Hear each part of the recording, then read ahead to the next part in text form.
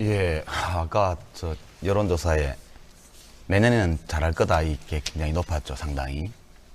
굉장히 박하게 잘못했다 평가하면서도 국민들께서 내년에는 잘할 거다 이렇게 기대를 하고 계십니다. 전 기대라기보다는 제발 좀 잘해주세요. 그런 절박한 호소다. 저는 그렇게 생각합니다. 잘할 것이라고 믿기 때문이 아니고 잘해주지 않으면 정말 죽을 것 같아서 제발 좀 잘해주십시오. 그런 호소거든요. 전체적으로 보면 이제 여러 가지 어려운 조건에서 국정을 이제 이명박 대통령이 운영해 오신 것은 사실입니다. 제가 보기에는 뭐 중요한 몇몇 그 내치 분야의 실수나 잘못도 있었지만 전체적으로 이제 경제난 이것은 미국발 금융위기가 세계적으로 왔기 때문에 굉장히 어려운 대외 여건에서 국정 운영하는 것은 분명한 사실이라고 생각을 하고요. 그 점은 국민들께서도 좀 헤아려 주시는 게 좋다 이렇게 봅니다. 그러나 이제 다만 이제 앞으로 잘할 것이냐는 문제와 관련해서는 지금 봐서는 기대하기가 좀 어렵지 않느냐 이런 비관적인 전망을 좀 하고 있습니다. 왜 그러냐 하면 요즘 젊은이들이 이제 개념 있다 이런 이야기를 잘 합니다. 그러니까 정부도 진짜 개념 정부가 돼야 됩니다. 자기가 뭘 하려고 하는지 어떤 순서로 경중을 가리고 선후를 따지고 완급을 조절해서 하려고 하는지 이런 것들을 국민들이 잘 이해할 수 있게 이렇게 해야 되는데 예. 그 한마디로 이제 아무 개념이 없이 막 하는 것 같다는 느낌을 국민들에게 주거든요. 그래서 그 점을 좀 대통령과 그 참모들께서 1년을 정리하면서 내년에는 좀 더 잘 정리해서 하셨으면 합니다. 그리고 뭐 제 입장에서는 저도 지금 근신 중이고 자숙하고 있는 기간이라 이제 대통령이나 정부를 막 비판하기가 사실 좀 어려움이 있습니다. 그러나 크게 보면 의사결정을 할 때 국민들이 진짜 원하는 것이 무언지를 좀 깊이 들여다보려는 그런 자세가 부족했던 거 이게 전반적으로 큰 문제였고요. 예. 그다음에 기획재정부 장관이 집권 초기부터 환율 주권론을 내세워가지고 먼저 우리가 환율을 747이라는 목표 추구를 위해서 흔들어 버린 것이 굉장히 큰 실책이었습니다. 그러니까 큰 파도가 미국 쪽에서 오기 전에 먼저 우리 스스로 배를 흔들어 놨기 때문에 예. 아시아의 다른 나라보다도 우리가 더 심하게 지금 매를 맞고 있는 것이거든요. 이제 그런 점들을 좀 잘 챙겨서 예. 모쪼록 내년에는 적어도 금년보다는 좀 낫게 해주시기를 기대하겠습니다. 예, 전 변호사께서 발언 시청하셨네. 예. 지난 1년을 평가를 하자면 저는 뭐 역시 옛날에 그 노무현 정권 1년 때 제가 혼돈이었다 이런 얘기를 했는데 역시 똑같은 얘기를 하고 싶습니다. 이 혼돈이다. 거의 뭐 카오스 수준이다. 이렇게 된 원인은 바로 이명박 정부가 자출을 한 겁니다. 이명박 정권이 탄생을 한 원인은 여러분들 다 아시지만 바로 노무현 정권이 이념 투쟁의 골몰을 하고 민생을 도외시한 바람에 반대급부로 탄생한 겁니다. 그랬으면 좀 겸손해야 되는데 겸손하고 강한 정부를 추구하라고 표를 딱 찍어줬는데 점령군 행사를 해버렸어요. 그 바람에 결국은 제일 첫 번째 인사 난맥을 가지고 옵니다. 아까도 말씀드렸다시피 같은 고향, 같은 학교, 심지어 같은 교회. 그래서 고소영이란 말이 나오지 않습니까? 이렇게 능력보다는 자기와의 인연을 중시하는 인사를 하다 보니까 결국 거기에서 잘못된 경제정책, 솔직히 말하면 고환율 정책을 우리 정부가 미리 써버렸습니다. 거기에다가 나중에 금융위기가 리먼 브라더스가 파산되고 금융위기가 온 거 아닙니까? 솔직히 우리 금융팀들이 이런 세계적인 금융위기를 조금도 예측을 못했다는데 우리 국가의 불행이 있었던 거예요. 예. 두 번째로 바로 이 대통령도 노무현 대통령과 똑같이 말씀이 많습니다. 말씀이 많은데 솔직히 말씀드리면 그 말씀들이 국민들을 헷갈리게 하는 거예요. 외교부 업무 보고 받을 때 북한이 우리 주권 존중하고 우리는 북한 주권 존중하고 이런 말씀을 했습니다. 헌법을 정면으로 위반하는 말씀을 하신 거예요. 아까 지금 우리 유 전 장관께서도 뭐 개념이 없다고 말씀을 하시는데 대통령 취임사를 보면 이념의 시대를 넘어 실용의 시대로 가겠다 이랬어요. 이 세상에 이념이 없는 정부가 어디 있습니까? 그러니까 내 같은 사람이 이명박 정부는 영혼이 없는 정부라고 제가 비판을 합니다. 이 영혼이 없다 보니까 정말 갈팡질팡하고 무슨 일 생기면 그때 땜방질하기 바쁘고 이러다 보니까 국민들은 도대체 정부에 대해서 신뢰성이 전혀 못 가지는 겁니다. 예. 이 점이 앞으로도 아마 이명박 정부가 깊이 그 숙고를 해야 될 문제가 아니겠느냐. 예. 그래서 나머지 나머지 산 중에 사실 대통령이 힘을 가지는 시간은 앞으로 또 1년입니다. 예. 그 1년 지나면 당장 레임덕이 올 가능성이 굉장히 높아요. 이미 그 촛불 시위 광우병 때문에 이미 절반은 상처를 입은 대통령입니다. 그럼 앞으로 1년 동안 어떻게 해야 되느냐? 제가 보기에는 대대적인 인사 계획부터 해서 예. 정말 제대로 된 비전을 가지고 제대로 로드맵 만들어서 국민들에게 이 정부를 믿을 수 있다는 신뢰감을 주는 그런 정책을 펴지 않으면 예, 알겠습니다. 결국은 노무현 정부와 마찬가지로 역시 나중에 실패한 정부가 된다. 예. 저는 이런 생각을 합니다. 알겠습니다. 뭐 어젠가요 YTN 그 해직 기자들 모임에 갔는데 어느 개그맨이 그런 얘기를 하더라고요. 나라가 보일러냐 거꾸로 가게 그런 말을 하던데 제가 지금 문제는 뭐냐면은 경기는 펴니다. 내년 후반부에 우리가 예상하지 않습니까? 세계 경기가 펼 거고 그럼 우리나라 경기도 살아날 거다라는 이런 차원의 문제가 아니라 장기적인 전망이 있어야 됩니다. 경제에 대해서 쉽게 말하면 비전과 프로스펙트 전망을 좀 제시를 해야 되는데 이 정부한테 결여되어 있는 게 바로 그거란 생각이 들어요. 그러니까 지금 해결하는 거 뭐냐면 내놓는 경제 정책이다라는 것들을 보게 되면 결국 세금 갖고 장난치는 거, 규제 좀 푸는 거, 그 다음에 이제 뭐 대우나 같은 사업 같은 것들 이런 것들밖에 없거든요. 근데 과연 그거 가지고 우리가 지금 그 선진국 경제로 갈 수 있느냐? 그러니까 과거에 그 양적으로 성장하던 이런 그 레토릭을 아직도 구사를 하고 있습니다. 중국 같은 나라도 이제는 양적 성장에서 질적 성장으로 전환을 해야 된다라고 하면서 자기들 프로스펙트를 내는데 대한민국에서는 큰 문제입니다. 또 하나는 뭐냐면 민주주의가 후퇴를 하고 있어요. 그래도 노무현 대통령 때만 해도 욕을 할 수가 있었거든요. 대통령 소위 욕하는 게 국민 스포츠다. 너무 많이 그렇죠. 예.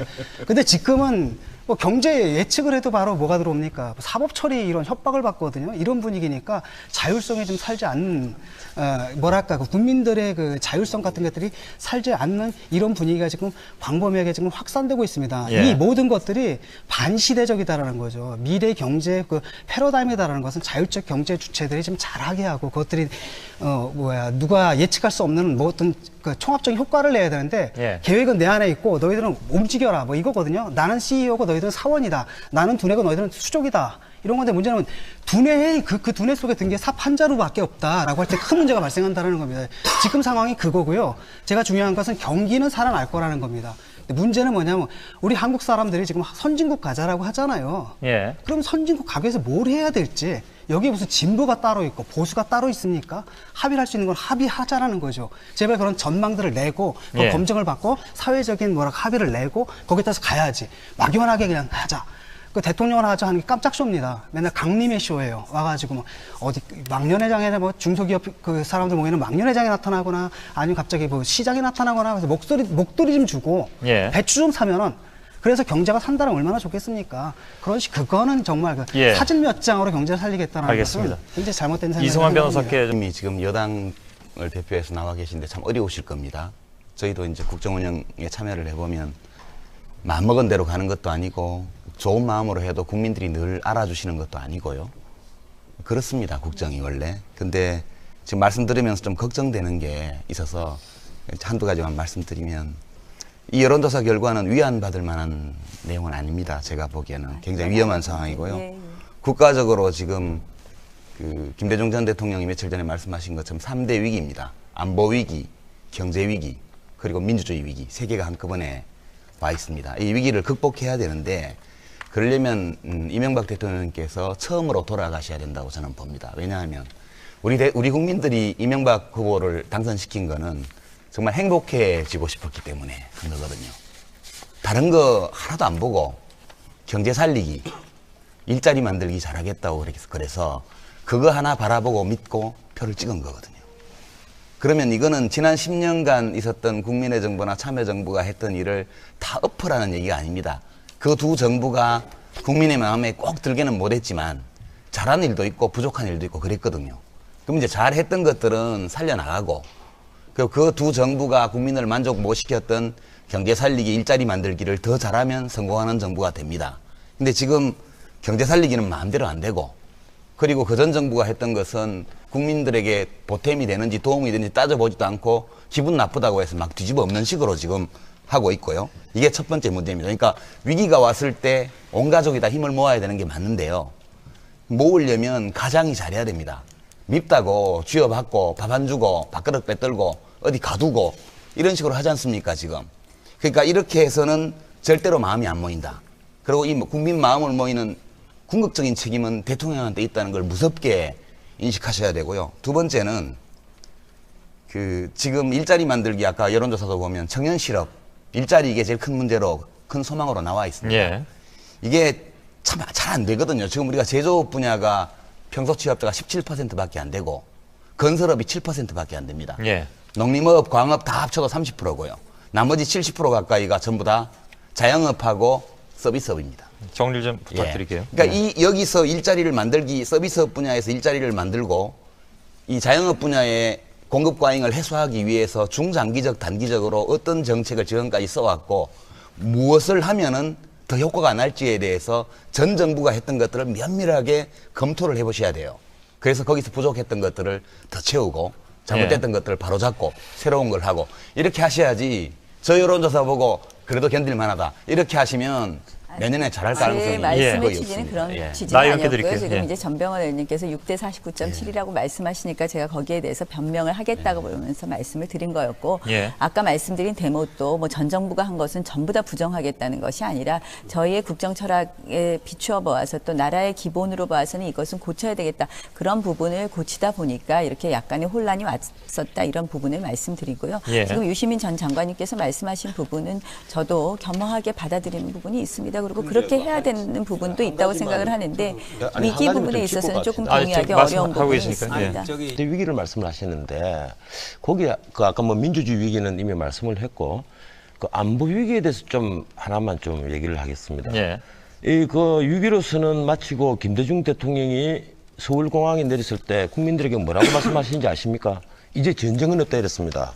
온 국민이 그 얘기 듣고 전부 다 박수치고 심지어 눈물 흘리는 국민들 많았어요. 그래서 막 퍼졌죠. 그 북한이 핵실험하니까 그래서 핵무기 개발하고 나니까 일본은 심야에 비상회의를 하는데 우리 정부는 새벽 7시 반에 회의했습니다. 청와대에서. 아주 느긋했어요. 그 미사일 쏘았을 때. 예. 그리고 핵실험했을 때 김대중 대통령이 그 노구를 이끌고 전국 방방곡곡을 다니시면서 뭐라고 말씀하셨습니까? 북한 자극하지 마라. 전쟁이 일어난다. 방금 핵무기가 만들어졌는데 그런 말씀을 하신 겁니다. 안보 위기가 지금 남북 경색이 되니까 북한하고 남한하고 사이에 우리 대한민국하고 사이에 무슨 문제가 생길지 모른다. 이게 안보 위기 아니냐. 이렇게 말씀하신다면 그건 김대중 전 대통령은 그 말씀을 하실 자격이 정말 없는 겁니다. 그 말씀을 하셔서는 안 되죠. 예, 알겠습니다. 이 얘기가 조금 예. 선생이 아까 한 잠깐만요. 예. 이제 보면은 잠깐만요. 예. 제가 좀 정리를 좀 해야 될 것 같아서 여러 가지로 좀 퍼져나오고 있기 때문에 알겠습니다. 그 안보 문제는 지금 정원책 변호사께서 제기하신 문제고요. 그 문제는 좀 따로 좀 적어보도록 하겠습니다. 예, 진 교수께 드릴게요. 재성호 교수님한테 말씀을 드리고 싶은데 그동안에 어디 다른 데서 살다 오신 것 같아요. 왜냐하면 팩트를 부정하시면 안 되죠. 왜냐하면 미네르바 사건의 같은 경우에 장관이 사법 처리 가능성을 언급을 했습니다. 실제로 그런 것들이 분명히 언급이 된데 그게 팩트가 아니냐라는 거죠. 그다음에 좀 오해하시면 안 되는데 저는 좀 당이 달라요. 이쪽 사람들하고. 그래가지고 유시민 의원하고도 굉장히 많이 싸웠거든요. 노무현 대통령도 굉장히 심하게 제가 비판을 좀 했던 걸로 기억을 하는데 너무너무 심하게 했는데 아무 문제가 없었거든요. 근데 이 정권에 들어와서는 제 쪽글에 뭐라고 하냐면 교수님 조심하세요. 몸 조심하세요. 이게 엄청나게 됐습니다. 제가 증거를 보여드릴게요. 사회심리학적으로 이미 그렇게 가버렸습니다. 이 사태를 부정하면 안 된다는 겁니다. 그리고 제가 이제 말씀드리고 싶은 건 이런 거예요. 플랫폼은 놔둬야 되거든요. 어떤 회사도 그래요. 또 CEO가 따가워놓으면 이제까지 또 다 하고 완전히 갈아버립니다. 그럼 시행착오가 벌어져요. 몇 년 동안 해가지고 좀 될 쯤 되면 이 사람 떠나고 딴 사람이 가지고 또 그 짓을 해요. 지금 그런 상황이라는 거죠. 그래가지고 지금 이 정권에서 하는 것도 웬만하면 이제 플랫폼은 놔두면서 그걸 좀 고치든지 이렇게 가야 되는데 완전히 뒤엎는 가운데 뭔가 굉장히 혼란들이 지금 벌어지는 것 같습니다. 그리고 미래에 대해서 좀 얘기를 하자면은 이런 문제가 있습니다. 한마디로 이 그 정권에서 과연 뭐 같이 지금 협력을 하자라고 지금 얘기를 하지 않습니까? 위기를 극복하기 위해서. 물론 하고 싶습니다. 근데 뭘 가지고 합의를 해야지 협력을 하지 않습니까? 이 사람들이 지금 갖고 있는 생각이다라는 게 제가 먼저 굉장히 짜증나는 게 이런 겁니다. 저는 농담을 하고 그런 얘기를 한 적이 있었거든요. 요 현 정권의 정책은 뭐 북한의 4대 군사노선처럼 전 부자의 투기꾼화, 전 국토의 공사판화 이런 얘기를 한 적이 있거든요. 농담으로. 근데 한나라당 박 대표께서 뭐라고 하셨냐면 전 국토가 공사판처럼 여겨져야 한다라고 말씀을 하세요. 저는 농담으로 한 얘기를 이분들은 진지하게 얘기를 하고 전국에서 망치 소리가 들려야 된다, 헬멧 소리가 들려야 된다, 빠루 소리가 들려야 된다. 거의 뭐 철물점 수준으로 이렇게 만들어버리거든요. 이런 마인드를 가진 분들한테 예. 그 마인드를 믿고서 전 국민이 협력을 한다라고 해서 뭐가 극복이 되겠느냐. 그래서 제가 가장 중요한 것은 경기를 어떻게 살리느냐의 문제가 아니라 예. 전망의 문제고 비전의 문제다는 겁니다. 그걸 제시해야 된다는 말이죠. 거죠. 예. 국가 운영이나 이런 거를 너무 좀 희화하시게 말씀하셔서 제가 일일이 다 얘기하기가 좀 그런데. 우리 진 교수께서 말씀하셨는데 아니, 잠깐만요. 지금 잠깐만요. 발언권 이쪽으로 좀 드리겠습니다. 예. 그래서 저는 아까 뭐 여러 가지가 있는데 우리가 모든 어떤 정책이 됐든지 사안이 됐든지 이런 것도 우리가 헌법적 가치 있지 않습니까? 예. 그리고 우리 대한민국의 정체성. 이거는 좌우의 이념의 문제가 아니다. 이건 대한민국 안에서 우리가 대한민국을 부정하고 체제 부정하는 건 반국가 반체제 아닙니까? 우리가 대한민국 헌법 정신을 그리고 맞는 정치인가 아닌가를 보고하고 역사 교과서도 마찬가지입니다. 그다음에 경제 정책도 마찬가지. 그 관점과 잣대에서 봐야지. 예. 자꾸 우리 여기서도 보면 이념의 잣대로 얘기하고 있어요. 지금 보면 또 이명박 정부의 성향을 달리고 하는 정책 노조에 반대하면 무조건 일괄적으로 부정하는 이런 것은 언제 합리적인 이념 얘기를 토론을 하기가 했습니까? 어렵다 저는 생각합니다. 그래서 서로 잘한 것도 있고 못한 것도 있는 거죠. 그거에 대한 판단의 기준이 헌법이 돼야지 자꾸 일방적인 어떤 특정의 이념을 갖고 밑에 깔고서 얘기하는 것은 말씀하신 이념은 어떤 뜻입니까? 아니 이게 예를 들면은 우리가 대한민국의 자유민주주의 시장 경제의 근간이 돼 있지 않습니까? 그런데 예를 들면 역사관도 마찬가지예요. 대한민국이 건국이 잘못된 역사의 시작이었고 말이죠. 그것이 뭐 외세에 의존하에 만들어졌다는 이런 예. 식의 책은 교과서는 잘못된 부분이 있으면 고치는 거죠. 그 고치는 것 자체를 부정하고 알겠습니다. 잘못됐다고 얘기하는 얘기가 건 교과서로 나왔는데 현안으로 들어가는 것으로 치고 아니, 예, 말씀하세요. 예. 아니 저는 지금 교과서 얘기를 하지도 않았는데 그 말씀을 왜 아니, 아까 하시는지 신해철 모르겠고 씨 하기 때문에 같이 하는 거예요. 저는 이런 분 얘기입니다. 얘기를 지금 같이 이분들이 포함해서 지금 뉴딜 얘기를 하잖아요. 근데 뉴딜 정책의 원래 가장 중요한 본질은 뭐였냐면은 자유시장 경제가 그냥 방임으로 해서는 공항이라든지 이런 것이 오기 때문에 사회주의적 계획경제 요소를 투입해야 된다는 이런 인식입니다.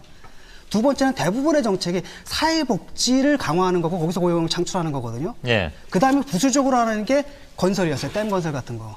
근데 지금 현 정권에서는 아마 4대강하고 삽질하는 것.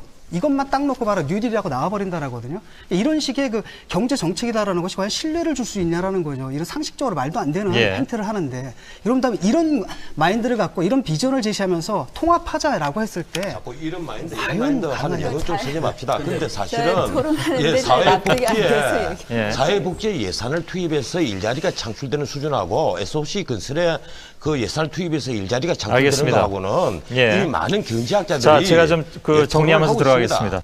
물론 이제 그 강론 얘기도 해야 되겠지만 예. 지금 초점이 잘 안 맞는 게 우리는 서로 생각이 다르지 않습니까? 이념도 다르고 다 다르잖아요, 우리는. 예. 근데 민주주의 사회는 어울려 사는 사회 아닙니까? 그래서 헌법이 필요한 거죠. 지금 이명박 대통령과 이명박 정부의 제일 큰 문제는 보수적인 이념이라든가 이런 게 아니에요, 제가 보기에는. 그 이념은 그걸 내세워서 대통령이 되셨기 때문에 당연히 보수적인 정책을 할 권리가 있었어요. 예. 우리가 인정해야 됩니다. 그런데 이제 문제는 어디냐 하면, 근데 교과서 문제 같으면 절차에 문제가 있다는 거죠. 대통령이 교과서를 마음에 안 들어 할 수 있습니다. 대통령이 어떤 언론사의 어떤 프로그램이 마음에 안 들 수 있어요.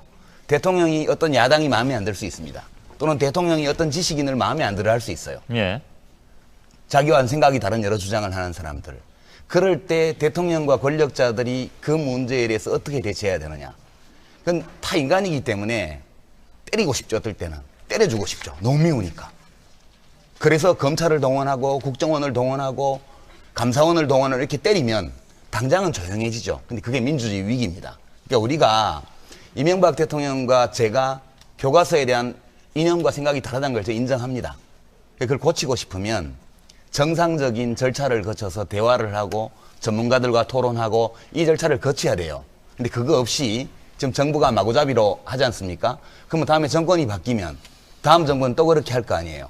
이렇게 하기 시작하면 우리들 서로 생각이 다른 사람, 이해관계가 다른 사람들이 어울려 살아가는 이 사회에 법치고 질서고 규칙이고 아무것도 없어지는 거예요. 예. 그래서 제가 국정원과- 민주주의의 위기라고 얘기한 것은 이명박 대통령께서 자기의 통치 이념이라든가 정치 철학을 펼쳐가는 것은 좋은데 대통령이라고 마음대로 할 수 있는 사회가 아니기 때문에 정당한 절차와 국민들이 승인할 수 있는 과정을 거쳐서 그걸 하셔야 된다는 거예요. 알겠습니다. 자, 부분을 말씀을 잠깐만요. 드리겠는데요. 잠깐만요. 제가 좀 말씀을 드릴게요. 아니요, 그 네 분이 아니, 다 신청하신 잠깐만 기다려주세요. 잠깐만요.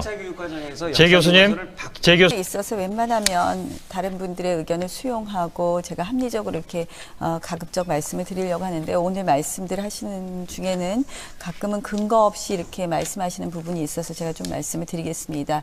교과서 문제의 절차에 안 따랐다. 그러면서 그 앞에 갑자기 국정원과 감사원 얘기를 하셨습니다. 교과서 문제에 있어서 국정원과 감사원을 왜 갖다 연결시키시는지 도대체 교과서 문제에 국정원과 감사원이 왜 아니, 나오는지 잘 교과서와 모르겠는데요. 그러니까 말씀들을 그렇게 막 여기저기 갖다 붙이시면서 이렇게 헷갈리게 하시는데요. 교과서 문제는 국정원하고 감사원은 제가 절차 문제만 얘기한 예, 겁니다. 전혀 어떤 관여된 문제든- 부분도 어떤 없고 문제든. 그거를 그렇게 하시면 안 될 거라고 말씀을 드리고요. 예. 교과서는 이런 식으로 고쳐진 것입니다. 해마다 각 부처로부터 교과서에 혹시 잘못된 거 있으면 의견 내라.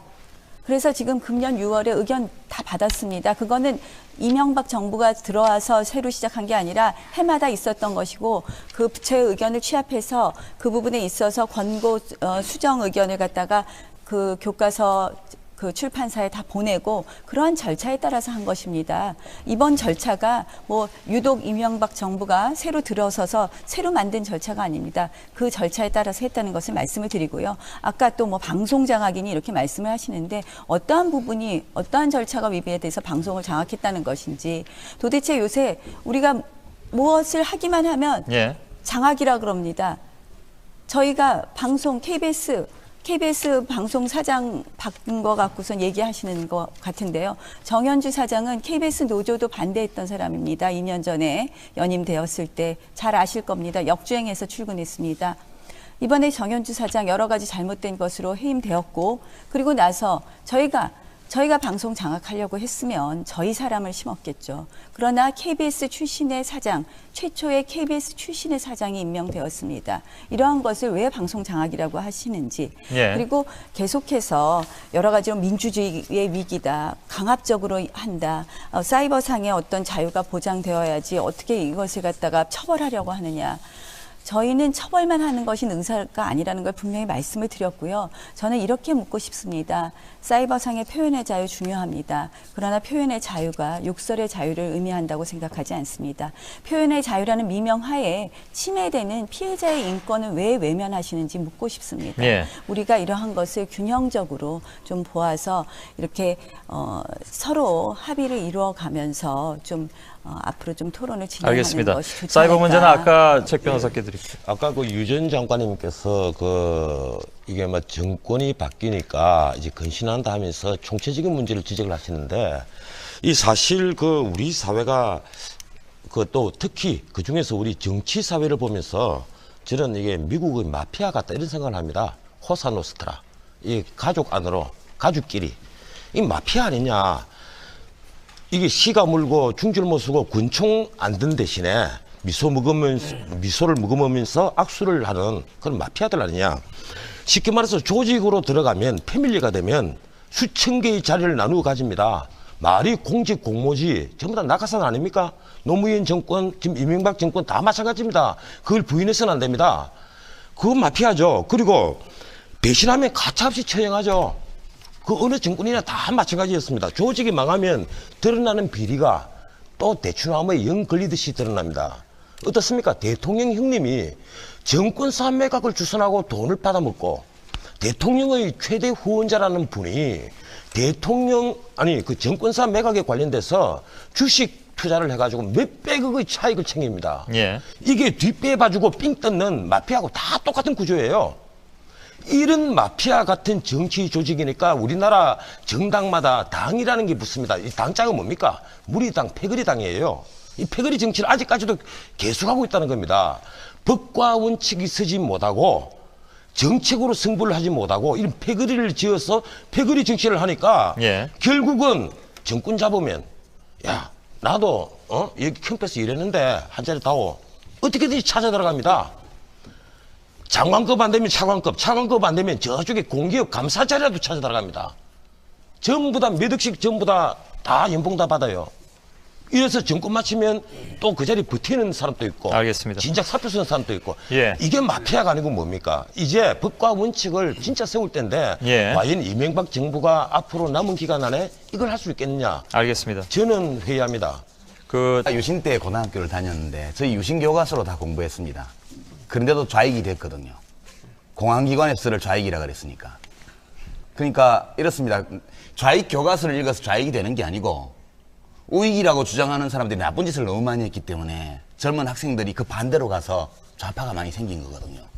그러니까 어떤 사람의 인식의 성장 과정을 그렇게 단선적으로 나쁜 교과서를 읽히면 애들이 다 나빠진다.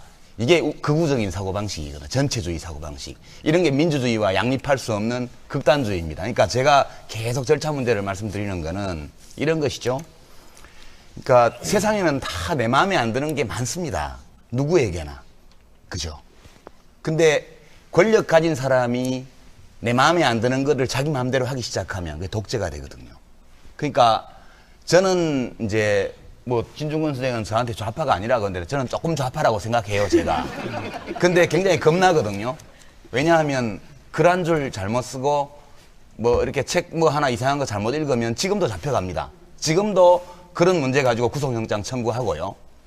그 다음에 지난 10년 동안 민주정부, 민주개혁정부 시절에는 그런 게 좀 드물었는데, 예. 앞으로 어떻게 될지 모르고요. 그 다음에 제가 민주주의 위기라고 하는 것은 이 절차가 말하자면 힘 있는 사람이 꼴보기 싫은 건 다 바꿔버리는 식으로 그 용납되는 사회로 가고 있다는 거. 그 다음에 이제 감사원, 국정원 말씀 나왔지만, 지난 정부 때 국무위원 지낸 사람들 다 뒷조사한 걸로 제가 압니다. 그리고 제가 장관 재직실에서 있었던 모든 일에 대해서 감사원에서 다 털었고요. 그 중에 일부를 언론에 터뜨린다 이런 얘기까지 제가 다 들었습니다. 그러니까 이런 것이죠. 우리가 자유로운 세상에 살고 있는 것은 자기 생각을 가감없이 두려워하지 않고 표현할 수 있는 사회가 좋은 사회고 그게 대한민국이 이북하고 다른 거잖아요. 근데 지금 무섭단 말이죠. 예. 예. 그게 이제 고양이는 쥐를 잘 몰라요. 쥐가 막다른 골목에 몰려서 얼마나 무서운지를 고양이는 별것도 아닌데 왜 그래 발톱 이렇게 하면서. 민주주의와 양립할 수 없는 전체주의를 아까 우파라고 했는데 아니요, 극우. 예, 극우라고 했습니까? 사실은 민주주의와 양립하지 못하는 전체주의 한반도에 있는 김정일 체제입니다. 극좌도 마찬가지입니다. 왜 그 얘기를 하지 극단주의 않습니까? 세력은 근데 왜 그 민주주의하고 김정일 양립이 안 체제를 되죠. 돕자고 근데 우리나라에는 극좌 세력이 없거든요. 네, 제가 한 말씀 좀 드릴게요. 문제는 뭐냐면 저자들이 지금 수정을 거부하고 있거든요. 예. 라고 했다면은 학자들과 그 저자들 사이에 토론을 통해 가지고 그 결과를 가지고 반영을 하면 되는데 문제는 뭐냐면 그 수정하라고 한 그 문구를 누가 만들었는지 잘 모르겠어요. 어느 분이 만들었습니까? 그 수정 권고를 교과부에서 했고 그쵸, 근데 그거를 그 교과부에- 출판사에서 받아들여 갖고 한 근데 것으로 그 알고 교과부에 있습니다. 있는 분들이 역사학자냐는 거죠. 역사 그러니까 학계에서 얘기가 돼가지고 그게 합의가 그러니까 돼서 그 다음에 받아들여져야 되는데 지금 거기에 어느 학자들이 그 다음에 이번에 뉴라이트라는 분들 있지 않습니까? 이번에 역사 강의 뭐 하는 분들 면모를 다 보면 역사학자가 거의 없어요. 다 이상한 분들이거든요. 근데- 그 다음에 모여가지고 이상한 얘기만 합니다 지금. 아직 일본이 그러니까 이런 일본 때문에 일본 덕분에 우리나라가 근대화를 할 수 있었다 이런 얘기를 지금 학교에서 가르치고 있다는 거예요. 이런 관점을 가진 사람들이 자기만이 올바른 역사다라고 하고 자, 정리해 주시고요. 그런 관점에서 역사 교과서를 바꾼 다음에 그걸 갖다가 지금 뭐냐면은 아까 역사에선 다른 여러 가지 해석이 있다라고 했죠. 교과서에 대해서는. 그럼 선택의 자유도 있어야 되는데 지금 몇십 개 학교가 확 바꿔버렸단 말이죠. 예, 알겠습니다. 이게 자유 선택이냐라는 거예요. 예. 예. 그 이명박 정부가 그 내년에도 실패하면 정말 큰일 납니다. 이거 뭐 국가적 불행이 됩니다. 그나마 내년에는 이제 힘이 있을 텐데 그러므로 경제를 살리든지 계획을 하든지 뭐든지 다 제대로 해야만 합니다.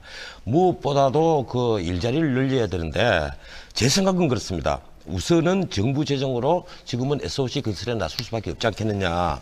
SOC 건설 할 게 없다고 자꾸 얘기들 하는데 예. 지금 제가 생각해도 너무 많습니다. 동남권 신공항, 제주 신공항, 그리고 어정부에서 속초 가는 고속도로 건설 아직 대한민국의 기반 시설이 매우 부족합니다.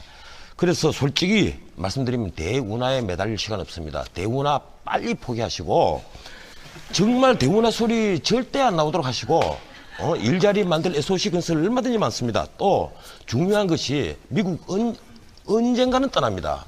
그래서 국방개혁 2020 이거 제대로 해야 되는데 예. 그게 노무현 정권 때 만든 국방개혁 2020은 아무리 제가 살펴봐도 이건 엉터리입니다. 정말 이거 제대로 수정을 해서 우선 이게 돈 드는 일이거든요. 재원 조달 방법 강구해야 됩니다. 이게 예. 우리 후손에게 엄청난 짐대입니다. 그래서 어차피 할 개혁, 어차피 그 이래야 될 것, 정말 그 대통령께서 잠 안 자고 이 우리 국민들 위해서 예. 봉사하는 1년이 되었으면 좋겠습니다. 알겠습니다. 이게 바쁘고 이러다 보니까 국민들은 도대체 정부에 대해서 신뢰성이 전혀 못 가지는 겁니다. 예. 이 점이 앞으로도 아마 이명박 정부가 깊이 그 숙고를 해야 될 문제가 아니겠느냐. 예. 그래서 나머지 산 중에 사실 대통령이 힘을 가지는 시간은 앞으로 또 1년입니다. 예. 그 1년 지나면 당장 레임덕이 올 가능성이 굉장히 높아요. 이미 그 촛불 시위 광우병 때문에 이미 절반은 상처를 입은 대통령입니다. 그럼 앞으로 1년 동안 어떻게 해야 되느냐. 제가 보기에는 대대적인 인사개혁부터 해서 예. 정말 제대로 된 비전을 가지고 제대로 로드맵 만들어서 국민들에게 이 정부는 믿을 수 있다는 신뢰감을 주는 그런 정책을 펴지 않으면 예, 알겠습니다. 결국은 노무현 정부와 마찬가지로 역시 나중에 실패한 정부가 된다. 예. 저는 이런 생각을 합니다. 알겠습니다. 뭐 어젠가요 YTN 그 해직 기자들 모임에 갔는데 어느 개그맨이 그런 얘기를 하더라고요. 나라가 보일러냐 거꾸로 가게 그런 말을 하던데 제가 지금 문제는 뭐냐면은 경기는 펴니다. 내년 후반부에 우리가 예상하지 않습니까? 세계 경기가 펼 거고 그럼 우리나라 경기도 살아날 거다라는 이런 차원의 문제가 와의 인연을 중시하는 인사를 하다 보니까 결국 거기에서 잘못된 경제 정책, 솔직히 말하면 고환율 정책을 우리 정부가 미리 써버렸습니다. 거기에다가 나중에 그 금융위기가 리먼 브라더스가 파산되고 금융위기가 온 거 아닙니까? 솔직히 우리 금융팀들이 이런 세계적인 금융위기를 조금도 예측을 못했다는데 우리 국가의 불행이 있었던 거예요. 예. 두 번째로 바로 이 대통령도 노무현 대통령과 똑같이 말씀이 많습니다. 말씀이 많은데 솔직히 말씀드리면 그 말씀들이 국민들을 헷갈리게 하는 거예요. 외교부 업무 보고 받을 때 북한이 우리 주권 존중하고 우리는 북한 주권 존중하고 이런 말씀을 했습니다. 헌법을 정면으로 위반하는 말씀을 하신 거예요. 아까 지금 우리 유 전 장관께서도 뭐 개념이 없다고 말씀을 하시는데 대통령 취임사를 보면 이념의 시대를 넘어 신룡의 시대로 가겠다 이랬어요. 이 세상에 이념이 없는 정부가 어디 있습니까? 그러니까 내 같은 사람이 이명박 정부는 영혼이 없는 정부라고 제가 비판을 합니다. 이 영혼이 없다 보니까 정말 갈팡질팡하고 무슨 일 생기면 그때 땜방질하게 먼저 우리 스스로 배를 흔들어 놨기 때문에 예. 아시아의 다른 나라보다도 우리가 더 심하게 지금 매를 맞고 있는 것이거든요. 이제 그런 점들을 좀 잘 챙겨서 예. 모쪼록 내년에는 적어도 금년보다는 좀 낫게 해주시기를 기대하겠습니다. 예, 전 변호사께서 발언 시청하셨네. 예. 지난 1년을 평가를 하자면 저는 뭐 역시 옛날에 노무현 정권 1년 때 제가 혼돈이었다 이런 얘기를 했는데 역시 똑같은 얘기를 하고 싶습니다. 이 혼돈이다. 거의 뭐 카오스 수준이다. 이렇게 된 원인은 바로 이명박 정부가 자출을 한 겁니다. 이명박 정권이 탄생을 한 원인은 여러분들 다 아시지만 바로 노무현 정권이 이념 투쟁의 골몰을 하고 민생을 도외시한 바람에 반대급부로 탄생을 한 겁니다. 그랬으면 좀 겸손해야 되는데 겸손하고 강한 정부를 추구하라고 표를 딱 찍어줬는데 점령군 행사를 해버렸어요. 그 바람에 결국은 제일 첫 번째 인사 난맥을 가지고 옵니다. 아까도 말씀드렸다시피 같은 고향, 같은 학교, 심지어 같은 교회. 그래서 고소영이란 말이 나오지 않습니까? 이렇게 능력보다는 자기 예, 아까 여론조사에 내년에는 잘할 거다 이게 굉장히 높았죠, 상당히. 굉장히 박하게 잘못했다 평가하면서도 국민들께서 내년에는 잘할 거다 이렇게 기대를 하고 계십니다. 저는 기대라기보다는 제발 좀 잘해주세요. 그런 절박한 호소다. 저는 그렇게 생각합니다. 잘할 것이라고 믿기 때문이 아니고 잘해주지 않으면 정말 죽을 것 같아서 제발 좀 잘해주십시오. 그런 호소거든요. 전체적으로 보면 이제 여러 가지 어려운 조건에서 국정을 이제 이명박 대통령이 운영해 오신 것은 사실입니다. 제가 보기에는 뭐 중요한 몇몇 그 내치 분야에 실수나 잘못도 있었지만 전체적으로 이제 경제난 이것은 미국발 금융위기가 세계적으로 왔기 때문에 굉장히 어려운 대외 여건에서 국정 운영하는 것은 분명한 사실이라고 생각을 하고요. 하여튼 그 점은 국민들께서도 좀 헤아려 주시는 게 좋다 이렇게 봅니다. 그러나 이제 다만 이제 앞으로 잘할 것이냐는 문제와 관련해서는 지금 봐서는 기대하기가 좀 어렵지 않느냐 이런 비관적인 전망을 좀 하고 있습니다. 왜 그러냐 하면 요즘 젊은이들이 이제 개념 있다 이런 이야기를 잘 합니다. 그러니까 정부도 진짜 개념 정부가 돼야 됩니다. 자기가 뭘 하려고 하는지 어떤 순서로 경중을 가리고 선후를 따지고 완급을 조절해서 하려고 하는지 이런 것들을 국민들이 잘 이해할 수 있게 이렇게 해야 되는데 예. 한마디로 이제 아무 개념이 없이 막 하는 것 같다는 느낌을 국민들에게 주거든요. 그래서 그 점을 좀 대통령과 그 참모들께서 1년을 정리하면서 내년에는 좀 더 잘 정리해서 하셨으면 합니다. 그리고 뭐 제 입장에서는 저도 지금 근신 중이고 자숙하고 있는 기간이라 이제 대통령이나 정부를 막 비판하기가 사실 좀 어려움이 있습니다. 그러나 크게 보면 의사결정을 할 때 국민들이 진짜 원하는 것이 무언지를 좀 깊이 들여다보려는 그런 자세가 부족했던 거 이게 전반적으로 큰 문제였고요. 예. 그다음에 기획재정부 장관이 집권 초기부터 환율 주권론을 내세워가지고 먼저 우리가 환율을 747이라는 목표 추구를 위해서 흔들어 버린 것이 굉장히 큰 실책이었습니다. 그러니까 큰 파도가 미국 쪽에서 오기 전에